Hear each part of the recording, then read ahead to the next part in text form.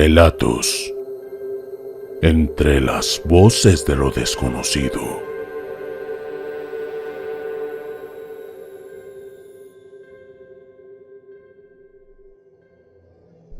Mi nombre es Lucrecia.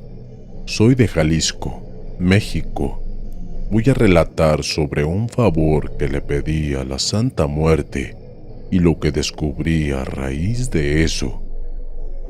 Esto sucedió cuando mi hija tenía 2 meses de haber dado a luz a mi nieto. Me encontraba muy nerviosa porque desde que quedó embarazada se fue de la casa y no sabíamos nada del padre de la criatura.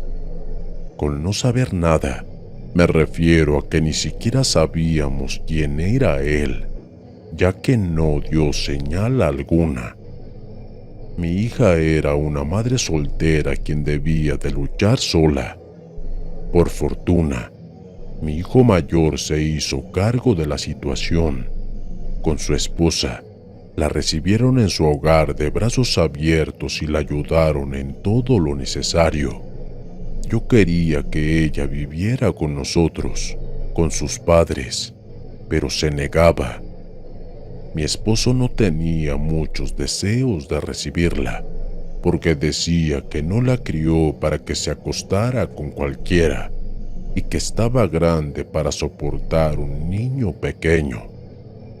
Desde la noticia del embarazo, la relación se quebró totalmente. Si bien yo también estaba enojada con ella por considerar aquello una imprudencia, tampoco estaba dispuesta a abandonarla. Intenté convencerla de que se viniera con nosotros para asegurar el bienestar de ese niño, pero se negaba. Desde que quedó embarazada no se hablaba con su padre y la relación nunca se reparó. Un día, fui a visitarla y sujeté a mi nieto en brazos. Era todo un ángel que me llenaba de orgullo. Me recordó cuando di a luz a mi primer hijo, aunque no podía probar que una criatura tan inocente creciera sin un padre. Hablé con mi hija de la manera más amable posible para tratar que el padre de la criatura al menos pagara la manutención. Pero ella dijo que no sabía quién era el padre y que tampoco quería saberlo. Insistí en realizar una prueba de ADN, esperando que así se pudiese encontrar o al menos saber quién era. Pero mi hijo enseguida intervino y dijo que así no funciona, y me exigió que dejara el tema de lado. Antes de irme, mi hija me prohibió tocar cualquier tema sobre el padre del niño. Dolida, solo podía maldecir a aquel desgraciado que la dejó embarazada y desapareció sin dejar rastro alguno.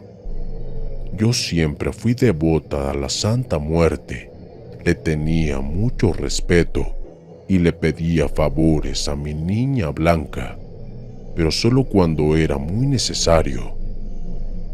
Una noche, mientras mi esposo dormía, fui al pequeño altar que tenía y encendí una vela. Dejé unas frutas como ofrenda y le pedí mi favor.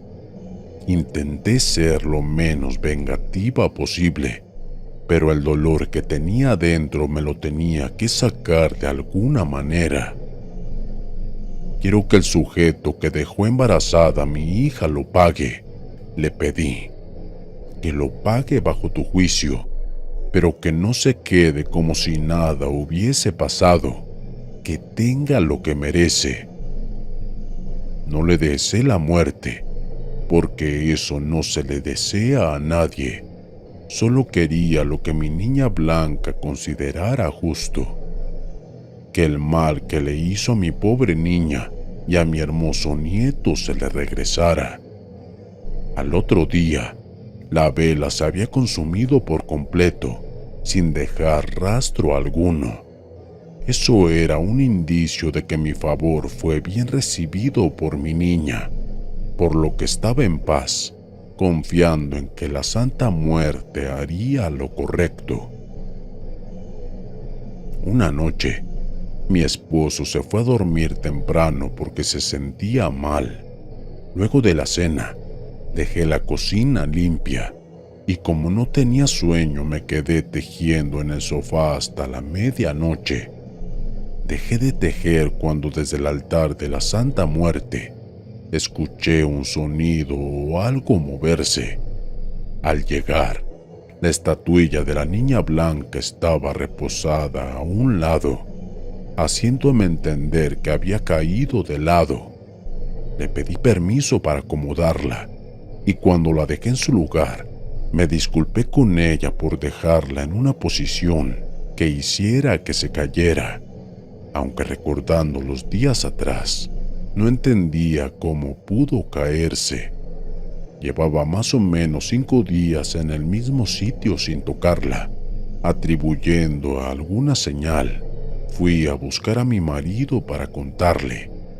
No me contestó. Lo sacudí de la cama y al tocar su rostro lo noté helado. Grité desesperada. Al darme cuenta, mi esposo había muerto. Llamé al hospital y a mis hijos. Resulta que mi esposo sufrió un infarto mientras dormía. La culpa me gobernó.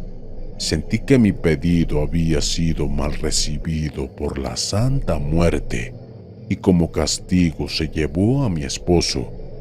Hablé con una vecina amiga de años, quien también era devota de la Santa Muerte.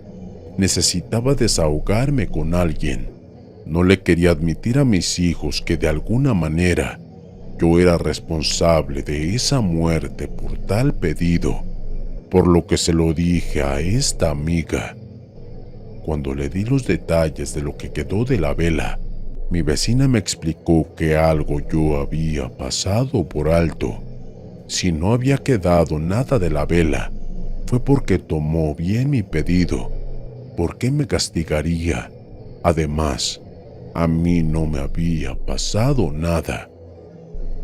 Fue que ella tuvo una ocurrencia que me devastó. Y si tu esposo murió, fue porque tiene algo que ver con el padre del niño, dijo mi vecina. Me bajó la presión de los nervios, pero no había otra razón. Días más tarde, llamé a mi hija. No me atrevía a decírselo en persona, pero de alguna forma tenía que sacármelo de adentro.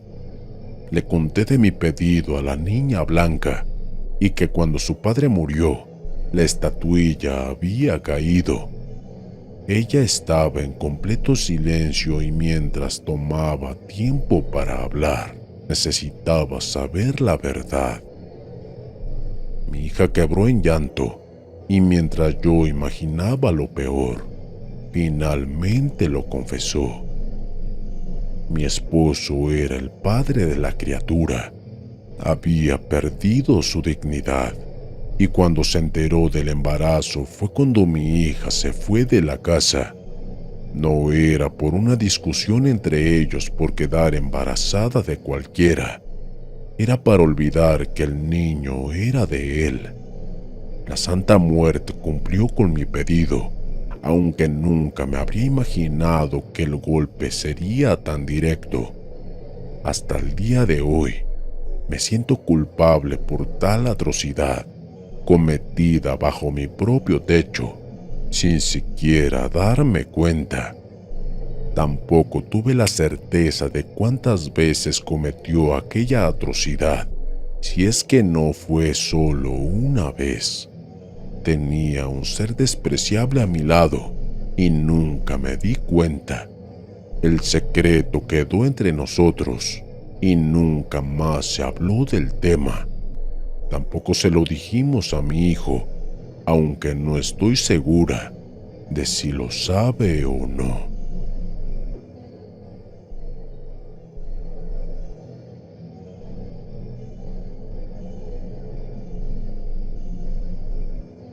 En mi familia contamos con un chamán de confianza.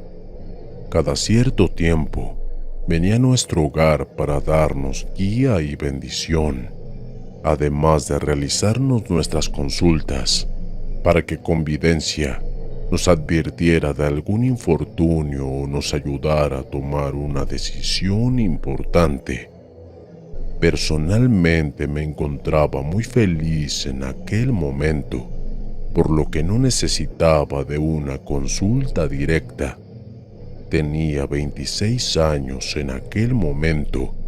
Estudiaba en la universidad mientras vivía con mis padres. Llevaba 6 meses de relación con un chico maravilloso. Carlos era fantástico. Tenía 28 años, dueño de 2 gasolineras de las cuales llevaba la contabilidad. Al tener esta profesión, era un hombre muy pulcro, prolijo, independiente y sobre todo atento. No hablaba de él con mi familia. Si bien todos sabían que estaba en una relación, no me agradaba contar mucho lo que hacía con él. Siempre fui muy reservada en ese asunto. Un sábado, el chamán llegó de visita. Era un amigo de la familia, por lo que además de realizarle nuestras consultas, también teníamos un buen lazo con él. Ese día, simplemente llegó por el cumpleaños de mi madre. Aún así, mi madre de curiosa le pidió que me hiciera videncia para saber cómo estaría con mi novio. No pude evitar sonrojarme. Mi madre le preguntó si con Carlos le daríamos un nieto. Aquel chamán rió a las carcajadas. Tampoco sabía mucho de mi novio. Me preguntó que si quería que viese algo, que se lo pidiera. Ciertamente, no tenía dudas algunas. Lo hice más que nada por diversión. Él tomó mis manos y me observó a los ojos. Nunca explicó cómo lo hacía. Siempre se quedaba mirando fijo a la otra persona y así comenzaba a decir lo que veía en ese momento, que según él, lo olvidaba a los minutos. Noté cómo sus ojos se enrojecieron como si fuese a llorar, además de que sus manos empezaron a transpirar. Estuve a punto de preguntarle qué pasaba, pero cuando tenía esas sensaciones, no había qué hablarle. Solo realizarle preguntas concretas o responder lo que él preguntara. Hay una mujer llorando. Fue su pareja. Ella no descansa en paz, dijo el chamán. ¿Cómo que no descansa en paz?, pregunté asustada. Ella murió, continuó el chamán. Vanessa está en esa casa. El chamán me soltó y comenzó a toser sin descanso. Pensábamos que se estaba ahogando. Nos quedamos preocupados por él y por lo que él vio. No podía imaginar a mi novio haciendo algo como eso. El chamán demoró unos minutos en recomponerse y olvidó lo que había visto. Solo recordaba ver algo relacionado con el sufrimiento de una mujer, pero sin tener claro qué. Mi familia estaba horrorizada, al punto de que me prohibieron seguir en relación con Carlos. Estuve en su casa más de una vez. Me dormí con él en su hogar y jamás vi algún indicio de que tuviese una mujer antes que a mí.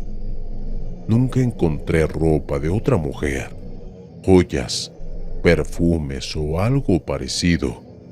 Ciertamente lo consideré una locura. Si confié en el chamán, es porque fue el guía de nuestra familia por años. Cuando él se sintió mejor, tratamos de llegar a una conclusión. El chamán lo que me dijo es que si lo olvidó de esa manera, es porque seguramente alguien protege esa casa. La protección a la que él se refería eran las manos de algún tipo de brujería. No podía quedarme con las dudas. Tampoco me parecía acorde enviarle un mensaje para terminarlo sin razón clara. Era una situación que no sabía cómo manejar. Mi madre estaba desquiciada dando vueltas por toda la casa. Me escondí en mi habitación. Tomé mi teléfono y lo llamé. Hablamos por unos minutos, como si nada, hasta que le pregunté: ¿Quién es Vanessa?, le pregunté de forma casual. Carlos se quedó en silencio por un momento. ¿Por qué la pregunta?, él me dijo, aunque en su tono de voz algo se apagó. Le hablé a una amiga de ti y me dijo que salías con alguien llamada Vanessa. Como nunca supe de tus relaciones anteriores, solo quería saber. Vanessa fue mi pareja hace un año. Nada relevante. ¿Quién es tu amiga?, dijo Carlos. No supe contestar y por fortuna escuché un ruido de un golpe seco que interrumpió la conversación. ¿Qué pasó?, pregunté para cambiar de tema. No sé, luego te llamo, respondió y cortó el teléfono. Quedé con un nudo en la garganta sin saber qué hacer. Le conté a mi madre que llamé a Carlos y me confirmó que su ex se llamaba Vanessa. Aterrada, casi no dormí en la noche de esos nervios. Al otro día, no sabía qué hacer. Mi madre casi no me dejaba salir de casa. Durante todo el día no tuve noticias de él. Así pasaron varios días. Me quedé esperando a que fuera Carlos el primero en dar noticias, en llamarme o escribirme, pero nada. Confusa, decidí llamarlo y su teléfono dio fuera de señal. Pocos días después nos enteramos de la verdad. Carlos murió en su casa, de muerte súbita. Por los rumores, si no fue el día que le llamé, fue al otro día. Los vecinos se dieron cuenta por el olor que liberó su cuerpo. Al llamar a la policía, encontraron su cuerpo tendido en la sala. A raíz de ello, se investigó la casa. Descubrieron que le había arrancado la vida a su exnovia. Encontraron el cuerpo enterrado en el patio. Nunca nos explicamos cómo fue que todo eso dio a la luz. Según el chamán, cree que al realizarme la evidencia, ayudó a liberar a aquel espíritu que sufría, como si estuviese capturado o reprimido, hasta que alguien decidió observar. Recordé aquel golpe que escuché durante esa llamada y lo relacioné con ella, con el espíritu de Vanessa manifestándose. Pasé varios días sin dormir y comer. La imagen del hombre prometedor se derrumbó ante mí. Incluso temí que de alguna manera me relacionaran con él y que fuese cómplice de la muerte de su ex.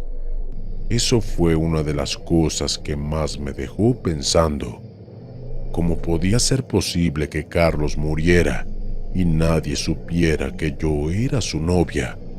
O al menos, que nadie lograra dar a mi rastro. Ser discreta me ayudó a mantenerme fuera de toda problemática. También aprendí que por más perfecta que pueda ser una persona, las apariencias engañan.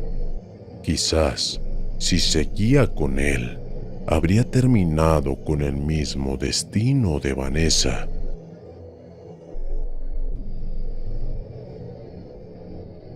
Gracias a un chamán, descubrí algo aterrador en mi novio.